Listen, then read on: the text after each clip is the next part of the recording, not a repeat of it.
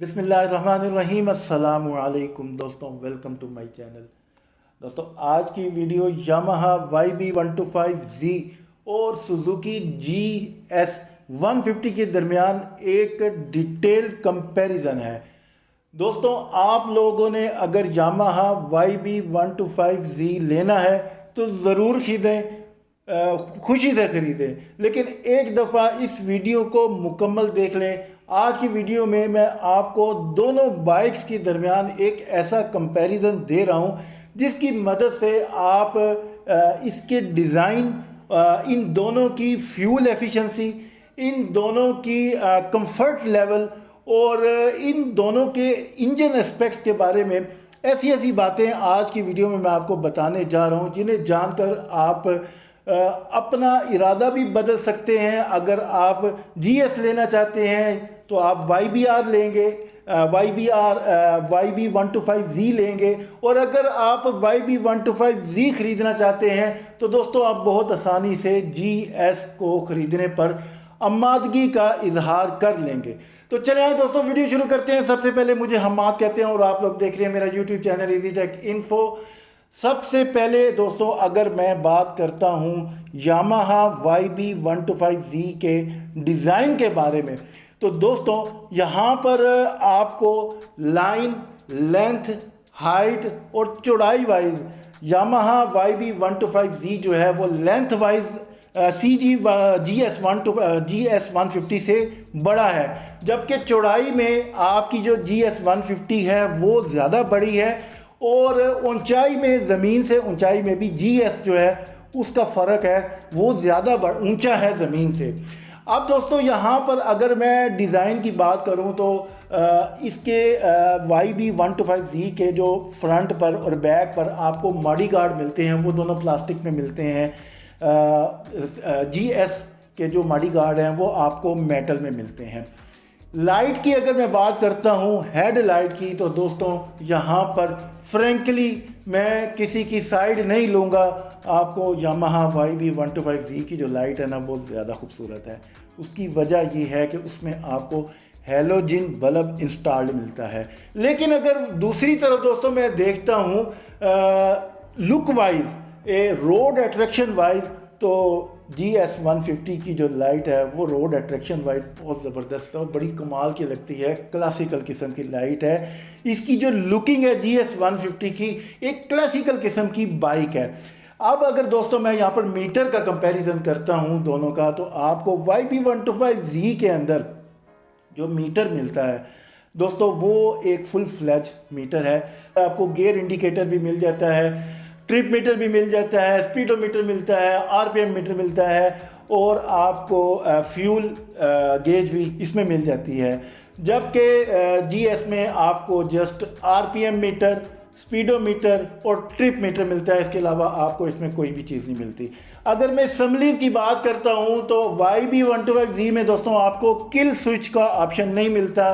Kill switch अपनी जगह पर एक बहुत ही कमाल की चीज़ है, बहुत ही ज़बरदस्त है। फ्यूल एफिशिएंसी के हवाले से एक बहुत ज़बरदस्त किस्म का टूल है। अब आपको दोनों बाइक्स के अंदर दूसरी अगर हैंडल असम्बली की बात करूं तो डिपर की ऑप्शन भी नहीं मिलती है। अब दोस्तों यहाँ पर व्हील्स की बात करता हूँ तो आपको दोनों बाइक्स के अंदर ही स्पोक रिम मिलते हैं, और इसके बाद बैक साइड की लाइट की बात करूं तो दोनों की लाइट दोस्तों मुझे तो खूबसूरत लगती है। मुझे पर्सनली अगर मैं स्पीकिंग बात करूं तो यहाँ पर GS150 की जो बैक लाइट है दोस्तों वो मुझे ज़्यादा खूबसूरत लगती है। आपको कौन से बाइक की लाइट ज़्यादा खूबसूरत लगती है मुझे कमेंट बॉक्स में बताइएगा। YB125Z की बैक लाइट भी काफ़ी ज़्यादा खूबसूरत है। इसके अंदर सीट के नीचे से पूरी पैकिंग दी गई है, पूरी पैकिंग दी गई होती है, सीट के नीचे से कवर किया होता है। अब दोस्तों अगर मैं दोनों बाइक्स के सीट कंफर्ट लेवल की बात करूं तो यहाँ पर YB125Z का जो कंफर्ट लेवल है सिटी के हिसाब से, शहर के हिसाब से दोस्तों वो ज़्यादा अच्छा है। उसकी वजह ये है दोस्तों, एक तो YB125Z की जो सीट है वो लॉन्ग है, लेंथी है, और इसका कंफर्ट लेवल GS 150 से ज़्यादा है। लेकिन दोस्तों अगर आप लॉन्ग रूट पर जा रहे हैं तो आपको GS 150 की जो सीट है वो ज़्यादा कंफर्टेबल लगेगी। उसकी वजह भी दोस्तों मैं आपको बताता हूँ। उसकी वजह ये है कि GS 150 सुजुकी मोटर्स वालों की बाइक है और यहाँ पर जब आप इस बाइक के ऊपर दोस्तों बैठते हैं, इसका हैंडल स्टाइल बिल्कुल डिफरेंट है यामाहा से। जी हाँ दोस्तों, यामाहा में आप बैठते हैं तो आपकी जो नीज़ है, ये दोनों नीज़ दोस्तों ये बिल्कुल ओपन होती हैं यूं करके, ठीक है। अब मेरा कद बड़ा है तो मैं देखता हूँ तो ये बिल्कुल लंबा होता है, दोनों इसमें बैंड नहीं होता।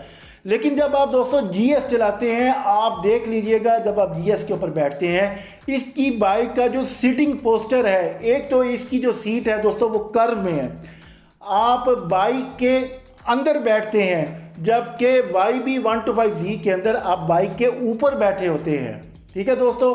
अब बाइक के अंदर बैठकर जब आप हैंडल बार को ग्रिप करते हैं तो दोस्तों आपकी जो नीज है इसमें बैंड होता है और ये बैंड दोस्तों इतना परफेक्टली होता है कि आप जितना मर्जी लॉन्ग रूट कर लें दोस्तों आप लोग थकते नहीं हैं। जी हाँ दोस्तों, ये मैंने करके देखा है। अब दोस्तों यहाँ पर दोनों बाइक्स के मैं इंजन स्पेसिफिकेशन की बात करता हूँ, लेकिन एक और बात भी मैं आपको बता दूँ कि GS 150 की बिल्ड क्वालिटी ज़्यादातर मेटल के ऊपर मुश्तमिल है, जबकि YB 125Z की जो बिल्ड क्वालिटी है वो ज़्यादातर प्लास्टिक पर मुश्तमिल है और बहुत ही वज़न में हल्की है, चलाने में हल्की है। आल्दो इन दोनों की फ्यूल एफिशिएंसी में इसी वजह से मेन फ़र्क आता है। मैं आगे जाके आपको इन दोनों की फ्यूल एफिशिएंसी भी बताता हूँ। सबसे पहले दोस्तों मैं यहाँ पर आपको इंजन स्पेक्स की बात करता हूँ।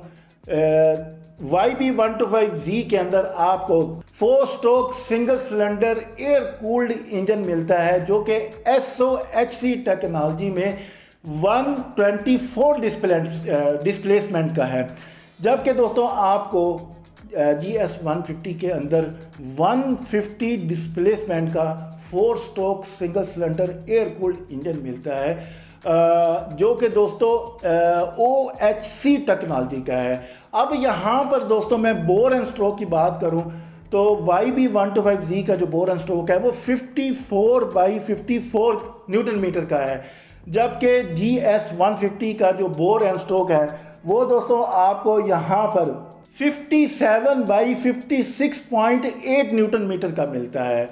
अब यहाँ पर दोस्तों मैं YB 125Z के हॉर्स पावर की बात करूं तो यहाँ पर आपको 10.7 हॉर्स पावर का इंजन मिलता है जो कि 7500 RPM पे काम करता है। टॉर्क की बात करूं तो 10.4 न्यूटन मीटर का टॉर्क है जो कि 6500 RPM पे काम करता है। अब यहाँ पर मैं GS 150 के हॉर्स पावर की बात करूं तो दोस्तों आपको 13.8 हॉर्स पावर का इंजन मिलता है जो कि 8500 RPM पे काम करता है। अब यहाँ पर दोस्तों मैं GS 150 के टॉर्क की बात करूँ तो 13.4 न्यूटन मीटर का टॉर्क जनरेट होता है जो कि 6000 RPM पर काम करता है। अब दोस्तों यहाँ पर ये दोनों जो इंजन है वो सेल्फ स्टार्ट भी हो जाते हैं, इनमें किक की फैसिलिटी भी आपको मिल जाती है। और अगर मैं इन दोनों बाइक्स के ग्राउंड क्लियरेंस की बात करूं कि इन दोनों बाइक्स के जो इंजन है वो ज़मीन से कितने ऊंचे हैं, जो YBZ है दोस्तों वो 145 mm ज़मीन से ऊंचा है, जबकि जो GS 150 है दोस्तों ये यहाँ पर 155 mm ज़मीन से ऊंचा है। GS जो है वो ज़्यादा ऊंचा है।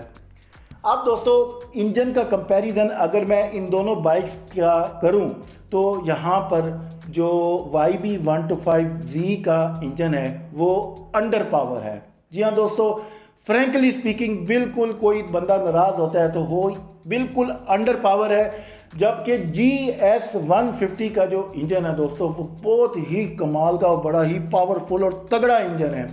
अगर तो आपने दोस्तों शहर के अंदर बाइक चलानी है 10-12 किलोमीटर 15 किलोमीटर या 20 किलोमीटर शहर के अंदर आपने बाइक चलानी है और ज़ोर वाला काम नहीं करना है तो फिर आप इस इंजन को कंसीडर कर सकते हैं। और अगर दोस्तों आपने हैवी काम करना है, आप वर्कर हैं, काम करने वाले हैं, वज़न वाला काम करते हैं, ताकत वाला काम करते हैं, तो उस हिसाब से आपके लिए GS 150 का इंजन एक परफेक्ट किस्म की चॉइस बनकर सामने आती है। अब दोस्तों यहाँ पर इन दोनों बाइक्स के कंफर्ट लेवल की मैं बात करूँ तो सबसे पहले आपको YB 125Z के अंदर वाइब्रेशंस देखने को भी नहीं मिलती। जी हाँ दोस्तों, इसके अंदर आपको इंजन बैलेंसर इंस्टॉल्ड मिलता है। GS 150 के अंदर आपको इंजन बैलेंसर इंस्टॉल नहीं मिलता। अब दोस्तों यहाँ पर फ्रंट और बैक व्हील दोनों के मैं उसका कंपैरिजन करूँ तो यहाँ पर आपको व्हील साइज़ 18 इंचज़ का है और जो बैक का टायर है दोस्तों YBZ का वो 3x18 का है। फ्रंट जो टायर है वो आपको 3.25x18 का मिलता है, स्पोक रिम में मिलता है। अब दोस्तों यहाँ पर GS 150 का जो फ्रंट टायर है वो आपको 3.25x18 का मिलता है और बैक टायर जो है वो 3x18 का मिलता है। कंफर्ट लेवल के हिसाब से दोस्तों बात करूँ तो मुझे GS का कंफर्ट लेवल ज़्यादा बेहतरीन लगता है। उसकी वजह दोस्तों मैं आपको बताता हूँ, आपने नाराज़ नहीं होना। उसकी वजह ये है कि आपकी जो YB 125Z बाइक है, सबसे पहले ये वज़न में हल्की है, ठीक है। GS का जो वज़न है वो वज़न में भारी है। आप जिस तरह इस बाइक को लॉन्ग रूट पर चलाते हैं, तेज़ी में चलाते हैं दोस्तों, ये रोड के साथ बैठती जाती है और इसका कंफर्ट लेवल बहुत ही कमाल का बनता है और ये दोस्तों आपको थकाती नहीं है। जबकि YB 125Z वज़न हल्का होने की वजह से छोटे मोटे जंपों के ऊपर भी ये छलांगे लगाता है, कूदता है। अब दोस्तों यहाँ पर मैं फ्यूल एफिशिएंसी की बात करूँगा। यहाँ पर फ्यूल एफिशिएंसी की दोस्तों अगर मैं बात करूँ तो सबसे पहले मैं पेट्रोल टैंक की बात करूँगा। आपको YBZ में 13 लीटर कैपेसिटी का पेट्रोल टैंक मिलता है, जबकि GS 150 के अंदर आपको तकरीबन 12.5 लीटर का कैपेसिटी का पेट्रोल टैंक मिलता है।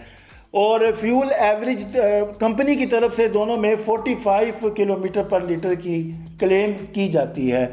लेकिन दोस्तों फ्यूल एवरेज जो है वो YB 125Z की ज़्यादा बेहतर है, उसके कम वज़न होने की वजह से।